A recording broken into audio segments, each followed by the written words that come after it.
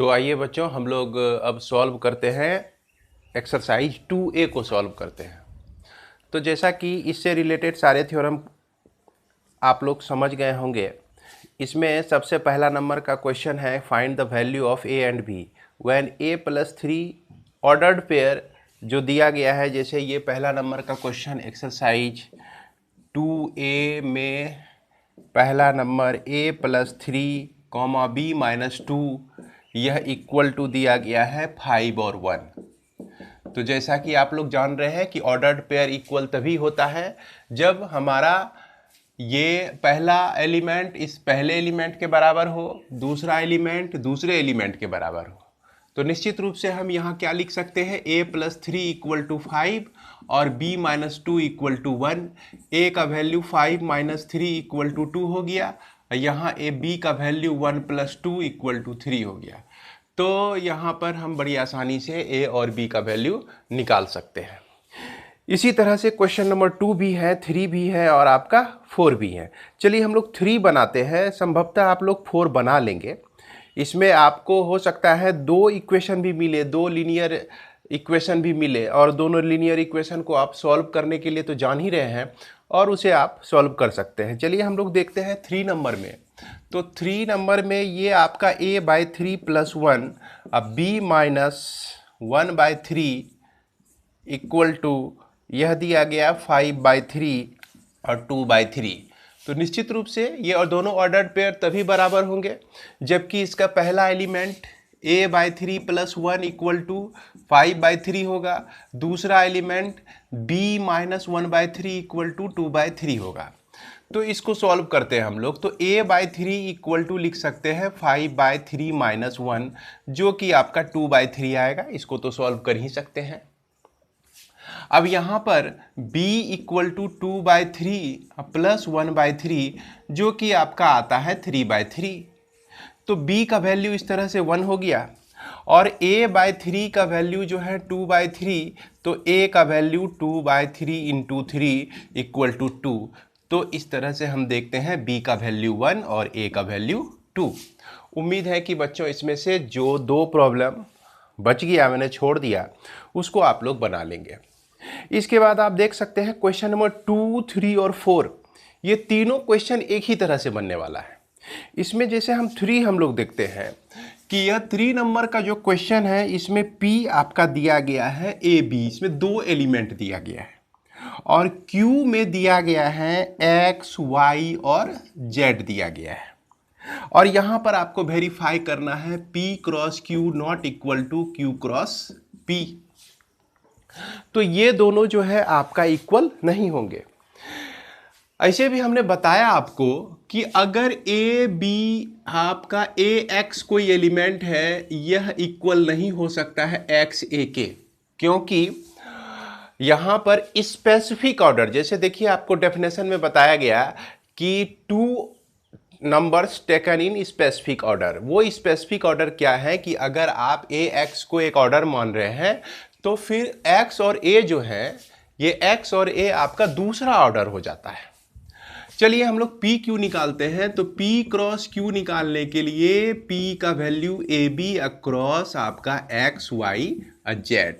तो इसमें एलिमेंट आपको मिलते हैं ax, यह तो आपको समझ में आ ही गया होगा, ay, उसके बाद a के साथ z आएगा, उसके बाद b के साथ x, फिर उसके बाद by, उसके बाद bz। इस तरह से देखिए इसमें कितने एलिमेंट होंगे। कैसे निकालते हैं एलिमेंट हम लोग? एलिमेंट निकालते हैं, इसमें पहला वाला में 2 टर्म, दूसरे वाले में 3। तो 2 और 3 को मल्टीप्लाई कर दीजिए तो आपका हो जाता है 6। तो इस तरह से 6 एलिमेंट होते हैं इसमें। अब यहाँ पर q × p निकालते हैं तो निश्चित रूप से इसमें पहला एलिमेंट जो आएगा x, y, z का होगा, और दूसरा एलिमेंट जो होगा वो हर एक ऑर्डर्ड पेयर में दूसरा एलिमेंट जो होगा a और b से मिलेगा हमको। तो इसके एलिमेंट क्या क्या हो जाएंगे? इसके एलिमेंट हो जाएंगे xa, xb, है ना, ya, उसके बाद yb, फिर उसके बाद za, फिर उसके बाद zb। इस तरह से ये सारे एलिमेंट हमको मिलते हैं। तो अब देखिए बच्चों, ये दोनों जो है आपका बराबर नहीं है, क्योंकि हालांकि हर एक टर्म ax यहाँ मिल रहा है तो यहाँ x ये मिल रहा है, तो ये दोनों टर्म जो है एक खास ऑर्डर इसका क्या हो जाता है, चेंज हो जाता है। जब ऑर्डर चेंज हो गया तो हम इस दोनों को इक्वल नहीं कह सकते हैं। p cross q not equal to q cross p। इसी तरह से आप क्वेश्चन नंबर 4 में भी देखिए, a दिया गया है आपको, b दिया गया है, a क्रॉस b निकालना है, b क्रॉस a निकालना है, a क्रॉस a निकालना है, b क्रॉस b निकालना है। तो a क्रॉस a जो कहा गया है, तो पहला भी ऑर्डर्ड पेयर का पहला एलिमेंट भी a का ही होगा और ऑर्डर्ड पेयर का दूसरा एलिमेंट भी a का ही होगा। उम्मीद है कि आप लोग 2, 3, 4 बना लेंगे। अब उसके बाद हम लोग चलते हैं क्वेश्चन नंबर 5 में। क्वेश्चन नंबर 5 में देखिए, a equal to x belongs to n और such that x less than और इक्वल टू 3। नेचुरल नंबर में x बिलोंग करता है, तो इसमें हम लोग ये पता लगाते हैं कि सबसे पहले इसमें कौन कौन से एलिमेंट आते हैं, कौन कौन से एलिमेंट इस सेट का सदस्य हैं। तो चलिए इसको हम लोग देखने से पहले इसको साफ कर लेते हैं बच्चों। अब उसके बाद हम लोग देख रहे हैं क्वेश्चन नंबर 4 को, question number 5 sorry, question number 5। इसमें a इक्वल टू दिया गया है x belongs to n such that x less than equal to 3। तो इससे जाहिर है a जो है कौन कौन सा एलिमेंट है, नेचुरल नंबर होना चाहिए। नेचुरल नंबर 1, 2, 3, 4, 5, 6, 7, 8 होता है, लेकिन यहाँ पर नेचुरल नंबर 1, 2, 3 लेंगे फिर 4 जैसे लेंगे, ये गलत हो जाएगा। क्यों गलत हो जाएगा? क्योंकि यहाँ बोला है कि x का जो वैल्यू है 3 के से छोटा है या 3 के बराबर है, तो इसलिए यहाँ पर 4 नहीं ले सकते हैं और इसमें आने वाले एलिमेंट आपका 1, 2, 3 हो जाता है। इसके बाद इसमें b कहता है क्या, b में कौन कौन सा एलिमेंट है, x बिलोंग्स टू w और x लेस देन 2। w कहने का मतलब होल नंबर, होल नंबर 0 से शुरू होता है, तो इसलिए b में जो है 0 से शुरू तो किए, 1 भी लिए, लेकिन 2 लेने लायक नहीं है। क्यों भाई? क्योंकि यहाँ पे बोला है x का जो वैल्यू है वो 2 से छोटा ही है, तो इसमें सिर्फ 2 ही एलिमेंट होके रह जाएगा। इसके बाद सी नंबर में हम लोग देखते हैं, 5 का सी नहीं है बच्चों, इसमें फाइंड करना है आपको a cross b and b cross a। तो उम्मीद है कि आप लोग अब इतना तो जान ही गए होंगे कि a क्रॉस b किस तरह से निकाल सकते हैं और b क्रॉस a हम लोग किस तरह से निकाल सकते हैं। फिर भी एक लास्ट आपको बता रहा हूं मैं, a क्रॉस b कहने का मतलब हो गया कि a को लिखिए, अब b कहने का मतलब हो गया कि b को लिखिए। उसके बाद हर एक एलिमेंट इसका लेके हर एक एलिमेंट के साथ पेयर बना दीजिए। चलिए पेयर बनाते हैं, तो 1, 0 है ना, ये आपका 1, 1, उसके बाद 2, 0, 2, 1, उसके बाद 3, 0, 3, 1 है ना। इस तरह से हम लोग एक सेट बना सकते हैं जो कि आपका क्या होता है, a क्रॉस b होता है। अब b क्रॉस a आप निकालेंगे तो क्या होगा कि पहले b का एलिमेंट आएगा, फिर बाद में आपका a का एलिमेंट पाएगा। तो इसमें आपको क्या मिलेगा, 0, 1 है ना, 0, 2, 0, 3, फिर उसके बाद 1, 1, फिर उसके बाद 1, 2 और फिर उसके बाद 1, 3। इस तरह से ये सारे एलिमेंट हमको इसमें प्राप्त होते हैं। अब इसके बाद हम लोग आगे बढ़ते हैं, क्वेश्चन नंबर 6 को देखते हैं। तो क्वेश्चन नंबर जो 6 है, आप जान रहे हैं ये एक्सरसाइज आपका 2A बनाया जा रहा है। तो 6 में जैसे कि A और B C दिया गया है, इसमें आपको वेरीफाई करना है A cross B union C equal to A union B union A cross B union A cross C। तो इस तरह का प्रॉब्लम जो है आप पहले भी कई जगह बना चुके हैं। B यूनियन C किस तरह से निकालते हैं और A क्रॉस B कैसे करते हैं, लेकिन फिर भी मैं इसमें से आपको 6 और 7, चूँकि दोनों एक ही तरह का क्वेश्चन है, 7 से एक क्वेश्चन मैं आपको बता रहा हूँ।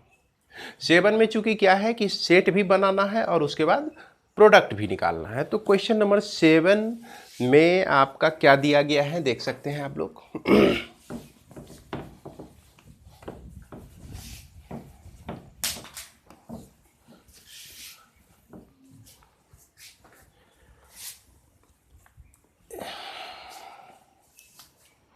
क्वेश्चन नंबर 7 में दिया गया है कि A जो है आपका x belongs to W such that x less than 2।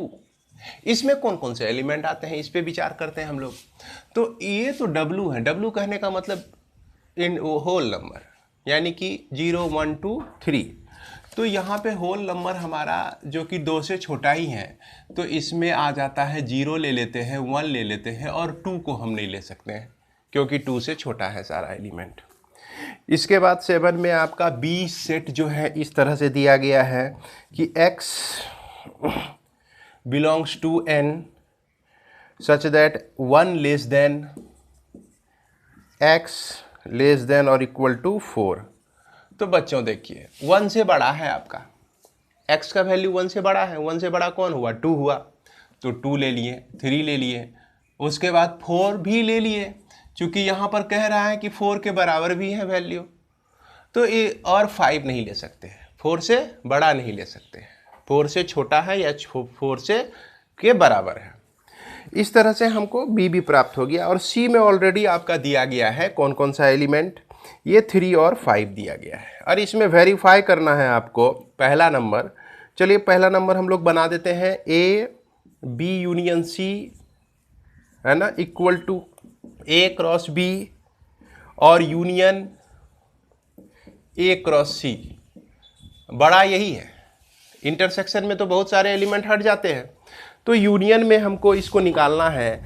तो इसको निकालने के लिए देखिए हम लोग क्या करते हैं, LHS पहले लेते हैं। LHS में हम देख रहे हैं ए क्रॉस बी यूनियन सी है। अगर आप चाहें तो यहाँ पर बी यूनियन सी का वैल्यू डायरेक्ट यहाँ पुट कर सकते हैं। तो चलिए पुट हम लोग करते हैं बी यूनियन सी का वैल्यू। ए का जो वैल्यू है देख सकते हैं 0 1 है, और उसके बाद क्रॉस बी जो सेट है आपका बी और सी का यूनियन, बी और सी का यूनियन दोनों में देखिए आपका यूनियन निकालना है। यूनियन तो आप समझ ही रहे होंगे कि हम ए और बी दोनों का एलिमेंट लेते हैं 3 और यह 4 और उसके बाद यह 5 हो गया। तो ये सेट बनता है आपका कौन सा सेट, बी यूनियन सी का बनता है। अब इसमें देखिए इसमें आपका 2 एलिमेंट है, इसमें आपका 4 एलिमेंट है। इस दोनों का क्रॉस प्रोडक्ट करने के लिए हमको कितने एलिमेंट मिलेंगे, मिल जाएंगे 2 गुना 4 यानी 2 इंटू 4 इक्वल टू 8 एलिमेंट मिलेंगे। तो 8 एलिमेंट किस तरह से मिलेंगे, ये आपका 0 2 हो गया, फिर 0 3 0 4 0 5 है ना, फिर 1 2 1 3, फिर 1 4 1 5। इस तरह से हम निकाल सकते हैं सारे एलिमेंट को। और ध्यान रहे कि इसके बीच जो है क्या दे देना है, कोमा दे देना है बच्चों। ये हमारा निकल गया, क्या निकल गया, ए क्रॉस बी यूनियन सी निकल गया।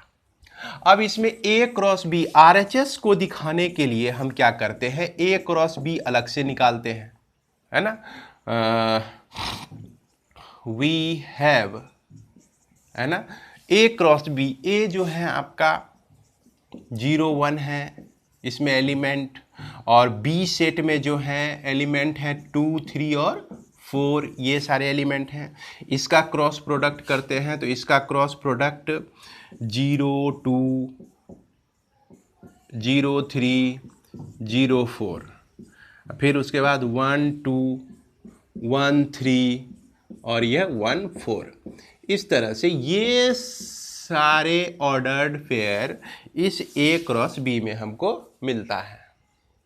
इसके बाद हम देखते हैं कि ए क्रॉस सी में कौन कौन से एलिमेंट हमको मिल रहे हैं। ए क्रॉस सी में तो ए क्रॉस सी देख सकते हैं वो 0 1, ए सेट में 0 1 एलिमेंट है और सी सेट में 3 5 एलिमेंट है। तो इसका क्रॉस प्रोडक्ट अगर करते हैं तो ये हमको मिलता है 0 3 0 5 1 3 1 5, ये सारे एलिमेंट हमको मिलते हैं इसमें। अब देखिए बच्चों कि A क्रॉस B का यूनियन करना है आपका A क्रॉस C के साथ, है ना। सबसे पहले इसमें देखिए कि आपका कौन कौन सा एलिमेंट कॉमन है। 0 3 0 3 कॉमन है, उसके बाद 1 3 और 1 3 दो ही एलिमेंट कॉमन है, तो दोनों एलिमेंट को एक बार लिखेंगे। 0 2 लिखते हैं, चलिए हम इसमें आ गया आपका 0 2 लिखें, 0 3 भी लिखते हैं, 0 4 भी लिखते हैं, 1 2 भी लिखते हैं, और 1 3 भी लिखते हैं, और 1 4 भी लिखते हैं। सारा एलिमेंट ले लेते हैं। इससे हम 0 5 और यह 1 5, है ना, इस तरह से लेते हैं और देखते हैं क्या कि A cross B union C में जो जो भी टर्म है आपके, वो सारे एलिमेंट मेंबर्स जो है A cross B union A cross C में भी मौजूद है। इस तरह से हम कह सकते हैं कि hence A cross B union C equal to A cross B union A cross C।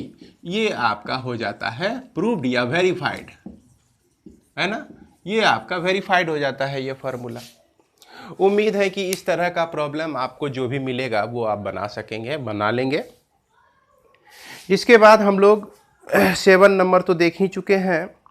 उसके बाद 8 में देखिए, 8 जो है थोड़ा सा अलग है, फाइंड A और B कह रहा है। A क्रॉस B का वैल्यू दिया गया है इसमें, तो इसको बनाने से पहले हम लोग इसको साफ कर लेते हैं, है ना। इसको आप लोग लिख लेंगे अपनी कॉपी में।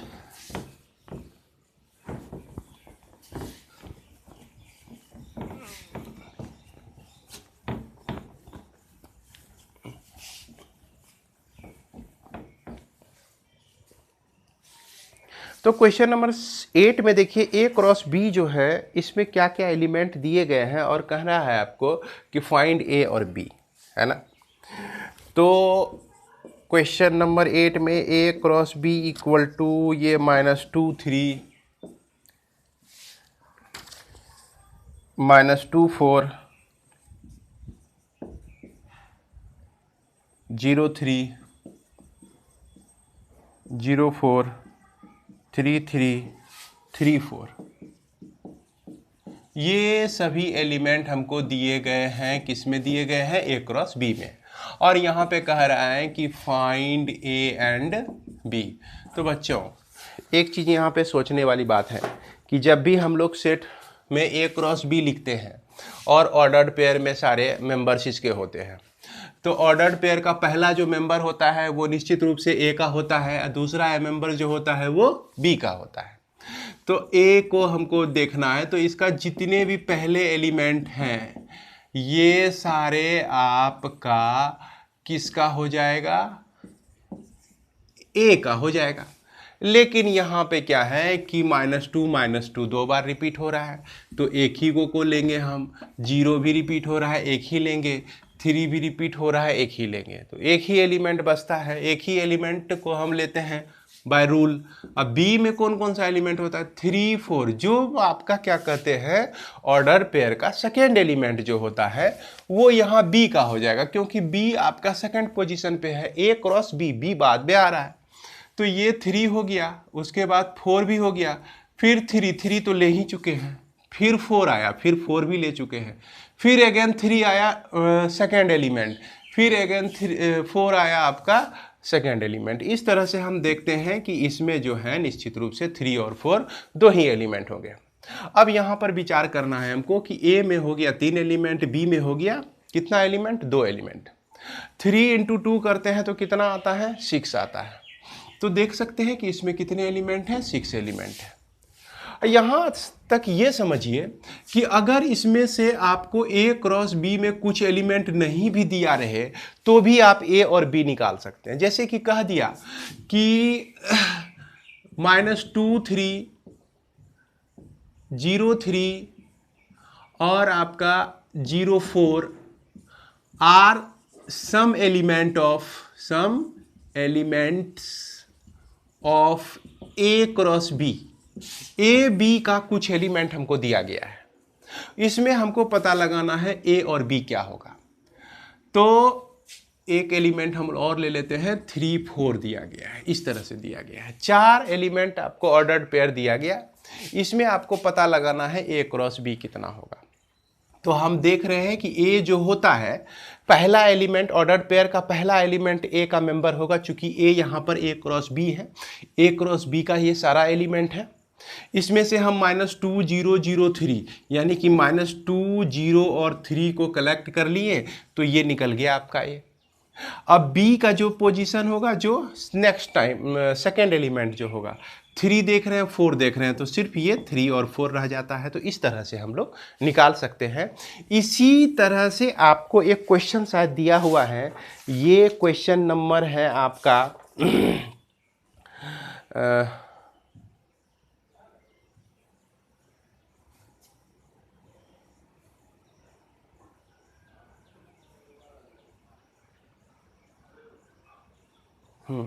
ये क्वेश्चन आपका पूछा जा सकता है, लेकिन इसमें नहीं दिया गया है बच्चों। इसके बाद हम लोग चलते हैं आगे, देखते हैं। अब हम लोग बनाएंगे, देखिए 9 नंबर तो आप बना ही सकते हैं, 9 नंबर बहुत इजी है। और इसमें पूछ रहा है कि how many subset of A cross B। तो A क्रॉस B 9 नंबर में पहले A क्रॉस B निकालेंगे। A में आपका एलिमेंट दिया गया है 2 3, A में एलिमेंट दिया गया है 2 3, और B में एलिमेंट आपका दिया गया है, B में एलिमेंट दिया गया है 4 5 4 5। अब यदि आप A क्रॉस B निकालते हैं तो लिखते हैं 2 4 2 5 और 3 4 और यह 3 5, इस तरह से लिखते हैं। इस तरह से हमको मिलता है। अब इसका सबसेट से लिखना है। याद कीजिए सबसेट हम लोग किस तरह से लिखते थे, कितने सबसेट हो जाएंगे। 5 तो एक सबसेट होता है सबका, फिर जो है इसमें एक एक एलिमेंट लेकर सबसेट बनेगा। 2 5 इसमें एलिमेंट हो तो भी सबसेट बनेगा। 3 4 एक एलिमेंट हो इस सेट में तो भी इसका सबसेट है। एक सेट हम लिए 3 5 जिसमें एक ही एलिमेंट है तो भी सबसेट है। फिर उसके बाद दो दो एलिमेंट को लेकर हम सबसेट बनाएंगे। 2 ये पहला दूसरा, यानी कि ये आपका 2 4 और उसके बाद 2 5, दो दो एलिमेंट को लेके सेट बना रहे हैं, वो भी इसका सबसेट आ रहा है। फिर हम 2 4 और 3 4 को लेंगे, 2 4 और यह आपका 3 4 को ले लिए, एक सेट बना दिए। फिर उसके बाद 2 4 एक एलिमेंट लिए और 3 5 दूसरा एलिमेंट ले लिए, इस तरह से एक सबसेट बना दिए। उसके बाद 2 5 और उसके बाद 3 4 ले लिए, एक सेट बन गया। उसके बाद आपका 2 5 लिए और उसके बाद यह 3 5 लेके दो ऑर्डर्ड पेयर लेके एक सेट बना दिए। 3 4 एक एलिमेंट और 3 5 एक एलिमेंट, इस तरह से दो एलिमेंट लेके हम लोग सेट बना दिए। अब 3 एलिमेंट लेके सेट बनाएंगे। कैसे लेंगे, पहला दूसरा तीसरा लेंगे, फिर उसके बाद दूसरा तीसरा चौथा ये लेके दो एलिमेंट, दो गो बना। फिर उसमें क्या करना है आपको कि ये पहला दूसरा तीसरा चौथा ले लेंगे। इस तरह से हम 3 3 का सिलेक्शन 4 में कितने तरह से कर सकते हैं, 4 तरह से कर सकते हैं। पहले देखिए इसको ढक दीजिए, इस तीनों को ले लीजिए, फिर इसको ढक दीजिए, इस तीनों को ले लीजिए, फिर इसको ढक दीजिए, इस तीनों को ले लीजिए, फिर इसको ढक दीजिए, इस तीनों को ले लीजिए। तो कितने तरह से 3 3 एलिमेंट हम ले सकते हैं, 4 तरह से ले सकते हैं। तो बच्चों यहाँ पे उम्मीद है कि आप लोग लिख लेंगे 4 तरह से, है ना, सेट बनता है। फिर उसके बाद इसका सबसेट जो होता है खुद ये भी इसका सबसेट होता है। तो 3 एलिमेंट वाले 4 सेट इसमें बनेंगे। कितने सेट बनेंगे, 4 सेट बनेंगे। तो अब यहाँ पर हमको ये सोचना है, और फिर उसके बाद एक सेट जो बन जाएगा यह टोटल का बन जाएगा। तो इसको क्या करेंगे, सबको एक सेट में रख लेते हैं। तो इस तरह से collection of all subsets of set बन जाता है। तो आप लोग जो है इसको बनाइए, बना के ज़रूर कमेंट में लिखिएगा हमको कि ये क्वेश्चन आपसे बन गया कि नहीं। चलिए इसके बाद हम लोग आगे बढ़ते हैं और देखते हैं क्वेश्चन नंबर 10 को। क्वेश्चन नंबर 10 में A क्रॉस B दिया गया है। ये तो बहुत इजी है बच्चों, उम्मीद है कि आप लोग इसे बना लेंगे, लेकिन फिर भी मैं कुछ डिस्कस कर देता हूँ।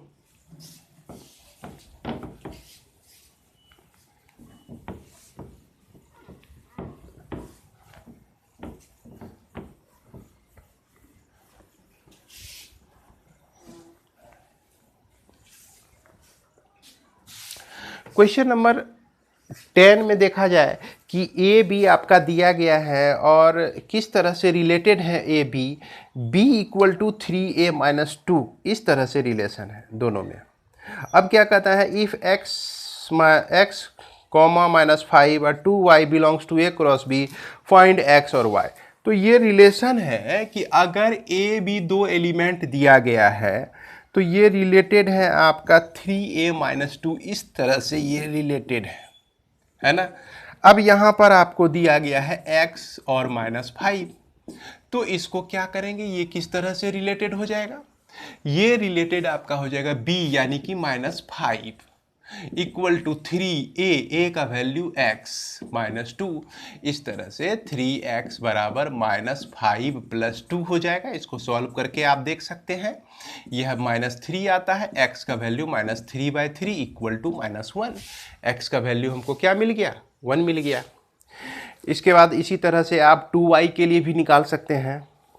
Late a and b, 11 number में चलते हैं। Let a and b are two set such that number of a equal to 3, number of b equal to 2। तो इसमें हाँ, if a b c not equal to, तीनों equal नहीं है, a 0 b 1 c 1, तो नंबर ऑफ a जो है दिया गया है आपको 3, number of b equal to दिया गया है आपका 2 दिया गया है। दो एलिमेंट है इसमें, और कह रहा है कि इसमें a 0 b 1 और c 0 है ना, ये सारे जो हैं एलिमेंट हैं a क्रॉस b का, है ना। a निकालना है आपको, तो हमने अभी तुरंत बताया आपको कि पहला एलिमेंट जो होता है वो a का होगा, तो इसमें a b c तीनों एलिमेंट आ जाएगा। और ये बोल रहा है कि कितने एलिमेंट हैं, 3 एलिमेंट है इसमें, तो 3 एलिमेंट हमको मिल गए। उसके बाद b जो दूसरा ऑर्डर्ड पेयर का दूसरा एलिमेंट जो होता है वो b का होता है, तो 0 1 0, तो 0 2 बार हमको लिखने की ज़रूरत नहीं है, तो सिर्फ 0 1 लिख देंगे। देखिए 2 एलिमेंट है तो 2 एलिमेंट हमारा यहाँ पे मिल जाता है। क्वेश्चन नंबर आप 11 देख सकते हैं, सॉरी 12 को अब देखिए। इसमें a और b दिया गया है, a क्रॉस a निकालना है, b क्रॉस a निकालना है, और a क्रॉस a और b क्रॉस b। इसमें आपको ग्राफिकली भी रिप्रेजेंट करना है। ग्राफिकली आपको पिछले क्लास में बताया गया है, संभवतः मतलब इसी क्लास में बताया गया है, और एरो डायग्राम भी आपको इसी क्लास के शुरू में मिल जाएगा। शुरू से आप वीडियो देखे होंगे तो एरो डायग्राम को भी आप समझ गए होंगे। इसमें 13 नंबर में आपका दिया गया है a का वैल्यू 5 7 दिया गया है। इसमें पहले a क्रॉस a निकालना है, फिर a क्रॉस a निकालना है। तो a क्रॉस a हम कैसे निकालते हैं तो आपको इस वीडियो में ही बताया गया है। इसके बाद हम लोग देखते हैं 14 नंबर। 14 नंबर भी बहुत इजी है बच्चों, अगर आप 13 बना लिए तो 14 भी निश्चित रूप से बना लेंगे। इसमें a cross a b c आपको दिया गया है। इसमें आपको क्या करना है कि a क्रॉस b निकालना है, a cross b cross c निकालना है।